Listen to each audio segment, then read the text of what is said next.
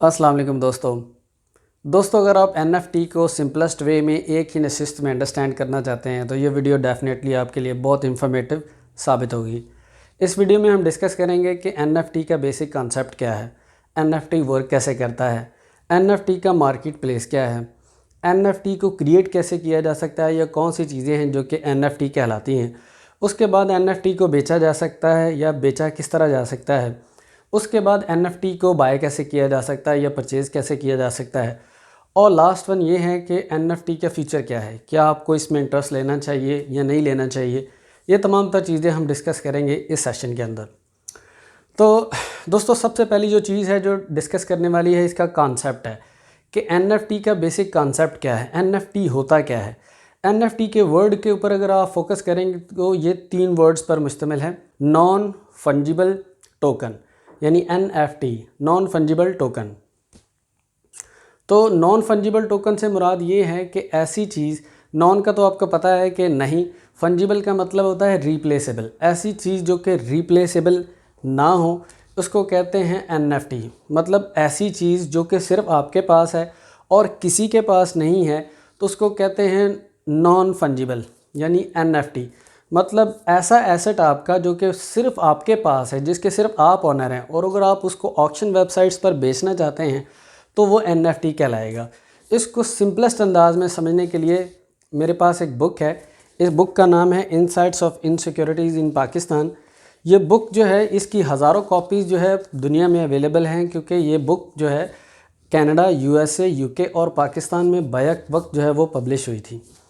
इस बुक की कीमत जो है वह 1500 है, लेकिन ये जो मेरे पास जो कॉपी है ये NFT है। NFT याद रखें कि NFT 2 तरह के होते हैं, एक टेंजिबल भी हो सकता है और एक इनटेंजिबल भी हो सकता है। टेंजिबल वो चीज़ें जिसको आप छू सकते हैं या जो फिज़िकल फॉर्मेट में या फिज़िकल फॉर्म में अवेलेबल हैं, जैसे ये बुक है ये NFT है। जैसे कोई बॉल है, कोई आपको सेलिब्रिटी या स्पोर्ट्समैन बॉल साइन करके दे देता है, वो भी NFT है। उसके बाद कोई बंदा आपको बैट साइन करके दे देता है, वो भी NFT है। तो समझने के लिए है कि ये बुक जो है ये NFT है। उसकी वजह ये है, हालांकि इसकी कीमत 1500 है, हर हज़ारों कॉपीज़ इसकी अवेलेबल हैं मार्केट के अंदर, लेकिन ये बुक NFT इसलिए है क्योंकि ये बुक पर्सनली ऑथर ने मुझे दी थी पढ़ने के लिए, और उन्होंने इसके ऊपर साइन किए हुए अपने, और मेरे लिए ये खसूसी छोटा सा नोट लिखा हुआ है। दूसरी इसकी बेसिक वजह ये है कि यहाँ पर ऑथर ने कुछ इसके अंदर, क्योंकि इसके पर्सनल यूज़ में रही थी, तो उन्होंने कुछ फुट नोट बनाए हैं जो उन्होंने नए अपनी बुक के लिए जो है वो तैयारी कर रहे थे। तो इसलिए ये बुक, अगर कोई पर्सन मुझे ये कहे कि मार्केट में और भी इस तरह की बुक्स पड़ी हुई हैं, कोई जाए और 1500 रुपीज़ खर्च करके कहे कि ये बुक आप ले लें और ये बुक मुझे दे दें, तो मैं कभी भी उन्हें ये बुक नहीं दूंगा, क्योंकि ये स्पेसिफ़िक मेरे लिए है, क्योंकि इसकी वैल्यू अब मैं समझता हूँ कि ज़्यादा है। क्यों? क्योंकि ये एक तो ऑथर के पर्सनल यूज़ में थी, दूसरा उन्होंने मुझे स्पेशली अपने साइन करके ये दी है। रोनाल्डो के साइन हो जाएं किसी भी फुटबॉल के ऊपर तो कोई भी पर्सन उसको 2 करोड़ में ख़रीदने के लिए तैयार हो सकता है। इसी तरह मैसी के साइन हो जाएं तो वो भी उसकी वैल्यू बढ़ जाएगी, हालांकि हज़ारों लाखों फुटबॉल्स अवेलेबल हैं मार्केट के अंदर। इसी तरह किसी भी बॉल की कीमत वसीम अकरम के साइन करने से, इमरान खान के साइन करने से वो लाखों करोड़ों रुपए की हो सकती है। तो ऐसी चीज़ जो कि यूनिक हो और किसी के पास ना हो वो NFT कहलाती है। तो NFT को आप मार्केट में सेल कर सकते हैं। तो होपफुली मैंने बेसिक कंसेप्ट आपको NFT का समझा दिया है। तो NFT हर वो चीज़ जो कि सिर्फ आपके पास है और वो यूनिक है और आप उसको ऑक्शन वेबसाइट्स पर बेचना चाहते हैं, वो NFT है।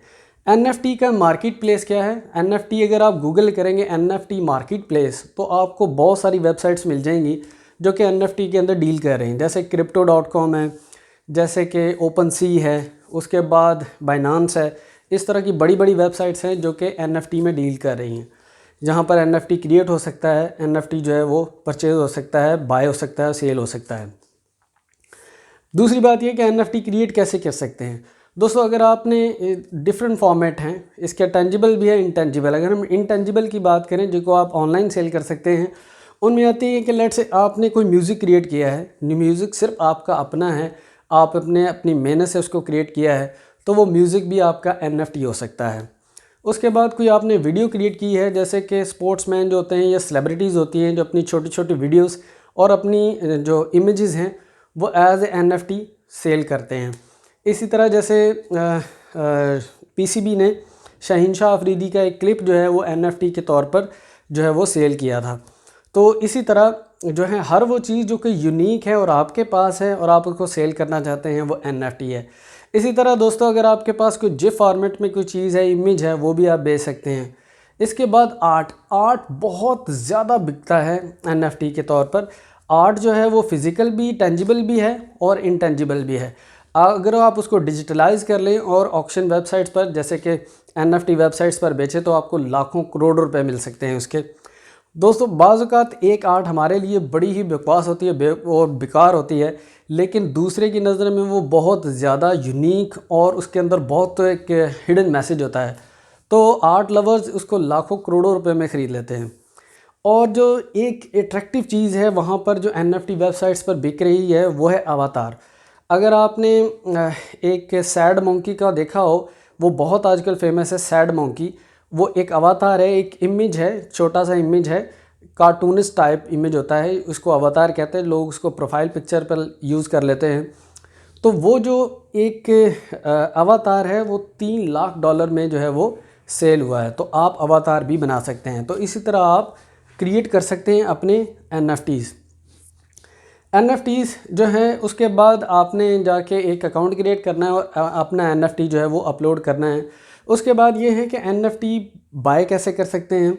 दोस्तों NFT को परचेज़ करने के लिए आपके पास एक डिजिटल अकाउंट होना चाहिए, उसके अंदर क्रिप्टो करेंसी होनी चाहिए जहाँ पर आप अपने NFTs और क्रिप्टो करेंसी को सेव कर सकते हैं या स्टोर कर सकते हो।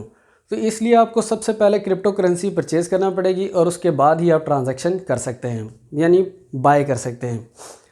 इसका फ्यूचर क्या है दोस्तों? इसका फ्यूचर जो है ब्राइट है। उसकी वजह ये है कि और इसकी अहमियत क्या है, फ्यूचर और इसकी अहमियत।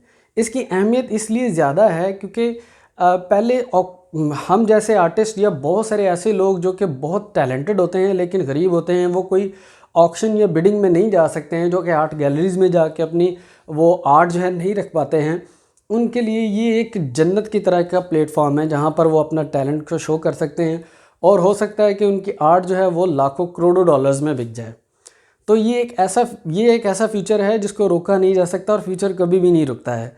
तो ये NFT एक फ्यूचर है, आप इसमें इंटरेस्ट ले सकते हैं, इसमें काम कीजिए। हो सकता है कि आपकी लक कई लाखों लोगों से बेहतर हो और आपको भी एक अच्छा बायर मिल जाए और आपकी NFT जो है वो लाखों डॉलर्स में बिक जाए।